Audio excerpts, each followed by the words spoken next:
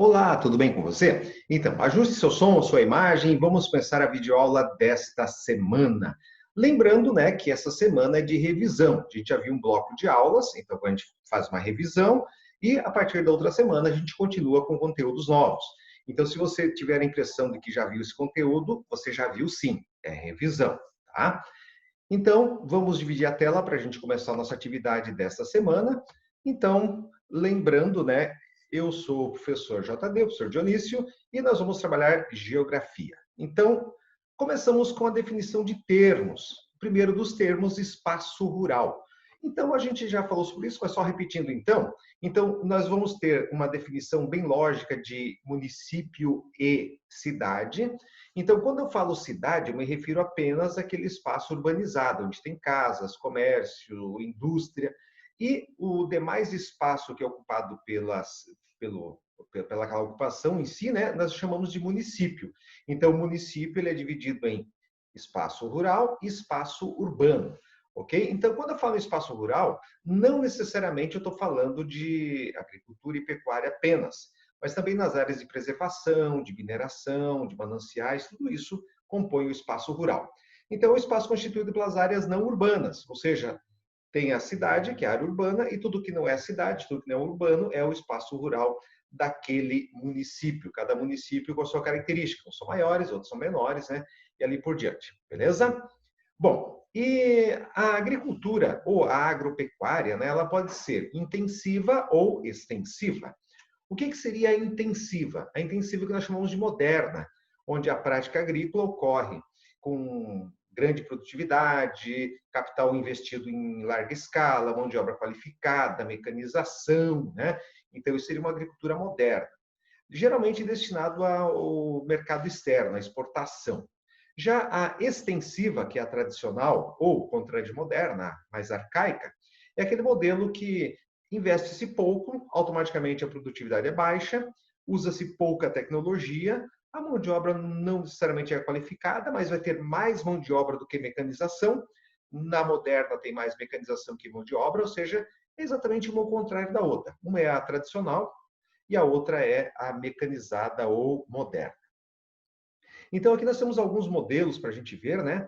Agricultura itinerante, que é um modelo de tradicional. Então, aqui você vê um cidadão fazendo uma queimada. Então, é uma prática muito comum nos países menos desenvolvidos, onde você corta a vegetação, você ateia o fogo para fazer a limpeza, como eles dizem, e aí depois você faz o plantio na cinza.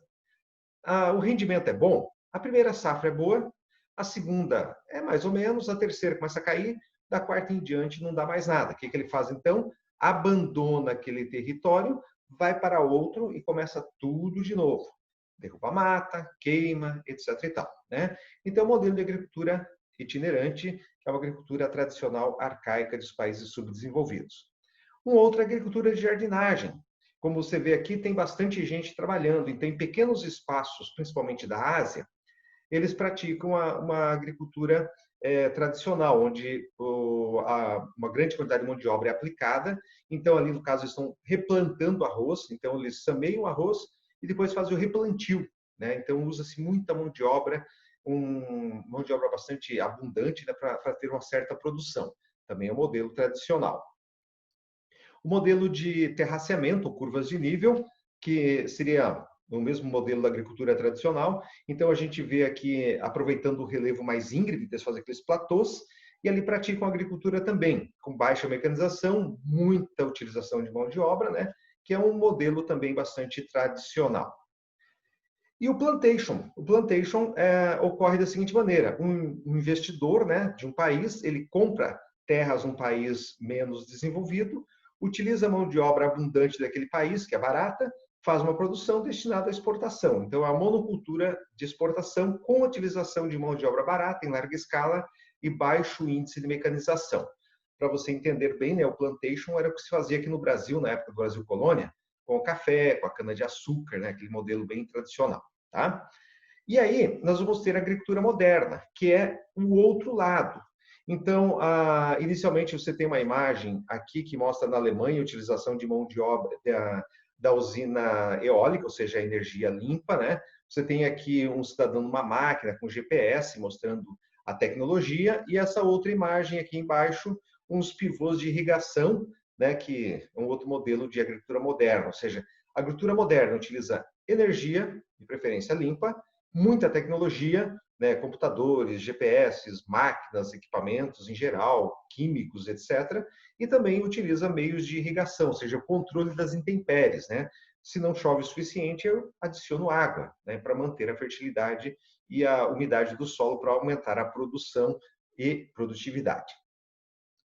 E aí, falando nessa tecnologia, nós temos que entender um pouquinho da Revolução Verde. Então, nós tivemos 3 etapas da Revolução Verde. O que seria essa Revolução Verde? Seria uma tentativa de aumentar a produtividade agrícola para a fixação do homem no campo, para aumentar a produção de alimentos e matéria-prima no campo. Então, a primeira Revolução Verde ocorreu na década de 1960, com a seleção de sementes. Então, escolhia-se as melhores sementes para fazer um plantio com mais rentabilidade. A segunda vem na década de 70, com as sementes híbridas. Então, eu pego semente altamente produtiva com semente altamente resistente, faço um cruzamento, vou ter uma semente produtiva e resistente. E a terceira, na década de 90, mais para o final dela, a segunda metade, os transgênicos, onde inclui-se, né, a transgenia, que seria aquelas sementes modificadas geneticamente para ser produtiva e, evidentemente, resistentes. E aqui nós vamos ter os moshavins aqui em Israel, que são modelos, né, de alta produção, os kibbutzim e os moshavim. Aqui o moshav seria uma fazenda no deserto, então o governo incentivou isso, então com a tecnologia, evidentemente, se leva a fertilidade do solo e irrigação, você consegue ter uma boa produção. E os kibbutzim são modelos coletivos. Então aqui tem uma vilazinha, né? Você pode ver, então todo o pessoal que mora naquela vilazinha trabalha nessas terras no entorno, trabalham de forma coletiva.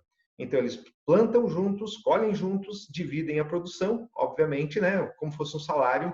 Então, são modelos de agricultura moderna desenvolvida em Israel.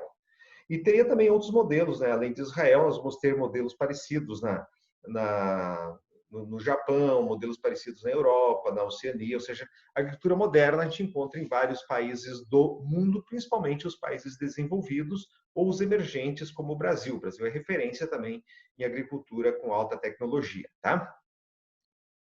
E aí, entrando na parte urbana, né, a definição do espaço urbano seria exatamente o que nós vimos do espaço rural, ao contrário, seria aquela parte onde nós vamos ter concentração de pessoas com casas, residência, a parte urbanizada, né, também com comércio e indústrias. E aí aquela questão da cidade, não existe um significado específico para a cidade, né? Cada país tem uma definição do que é a cidade dentro do seu contexto, né? Mas o que nós temos que entender é que as primeiras cidades, elas surgem aproximadamente entre 6 e 10 mil anos atrás, exatamente com a Revolução Agrícola. Quando os seres humanos descobrem a agricultura, automaticamente eles vão criar a cidade, ou seja, na medida que o ser humano ele descobre a agricultura, que se você plantar semente aqui, você vai ter produção aqui, ele fixa o homem ao campo. Então, essa fixação dá origem às cidades também. O que seria a cidade nesse contexto? O entreposto comercial. Eu produzo aqui, eu vou lá na cidade para fazer o escambo, a troca de mercadorias. E as primeiras cidades surgiram no mundo, surgiram nessa região do Oriente Médio, na região do reino hitita, do reino babilônico, né? Ou seja, nessa região do Oriente Médio, Oriente Próximo, nessa região que surgiram os primeiros indícios de civilização conhecidos como cidade, né? Então, as primeiras cidades do mundo, tá? E as cidades cresceram e hoje a gente tem uma coisa chamada metrópole. A metrópole é uma cidade com mais de 1 milhão de habitantes, uma cidade com grande desenvolvimento e que exerce influência sobre outras. Que tipo de influência? Influência econômica, social, política, cultural, ou seja, aquelas cidades se destacam. No caso do Brasil, quando a gente fala em notícias, geralmente Rio e São Paulo, é o típico de uma metrópole.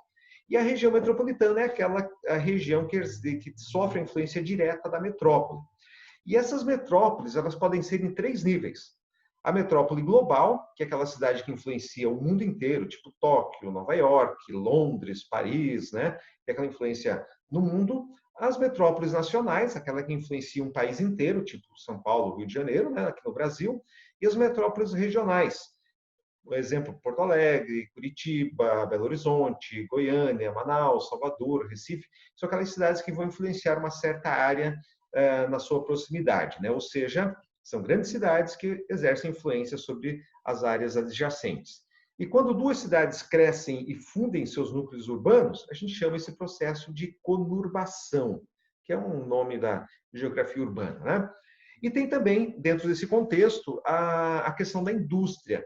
Então, a indústria começa a se desenvolver lá pelo século XVIII e XIX, e, melhor, começa a se desenvolver no século XVI e XVII, no XVIII e XIX, a produção industrial ultrapassa a produção agrícola. Então, nós vamos ter o que nós chamamos de revolução industrial.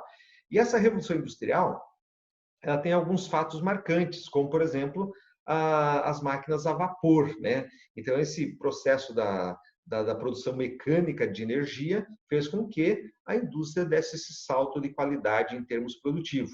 E, na medida em que a indústria se desenvolve, nós vamos ter a revolução industrial, a gente passa a ter uma maior concentração urbana também, ou seja, a metropolização ocorre a partir daí.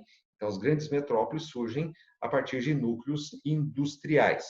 E esse núcleo industrial também desenvolve, né, um grande aparato de poluição, e aí começa todo um novo processo de discussão em nível mundial, né? Então, aqui tem algumas imagens do barco a vapor, da primeira produção, das primeiras fábricas de antigamente, tinham chaminés com grande incidência de fumaça, de poluição, né? A linha de montagem de automóveis, né, da Ford, modelos industriais, que culminam mais tarde num processo chamado globalização, que a gente vai discutir. Já discutimos no segundo bimestre, vamos discutir um pouquinho mais agora no terceiro também, tá?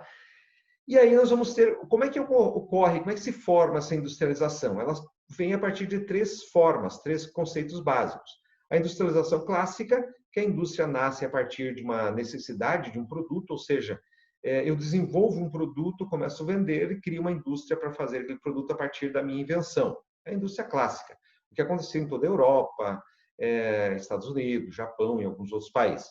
A planificada do antigo Segundo Mundo, no antigo leste europeu, onde o governo definia que tipo de indústria ia ser criada, que tipo de produção ia ser desenvolvida, ou seja, alguém ia dizer como é que ia acontecer, se alguém era o governo, e se produzia a partir daquela necessidade, nunca pensando em exportação, coisa do gênero, apenas produz-se de acordo com a necessidade.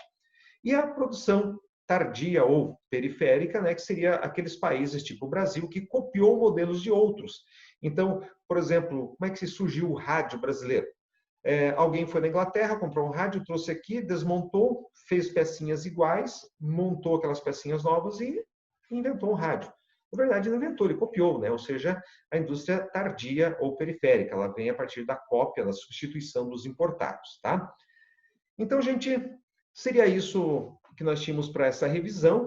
Óbvio que a gente não entrou em muitos detalhes, porque já tínhamos visto esses conteúdos nas aulas anteriores. Agora a gente só viu muito rapidamente, porque é necessário para você estar preparado para fazer as avaliações, beleza? Então, para você, um forte abraço e até a próxima. Valeu?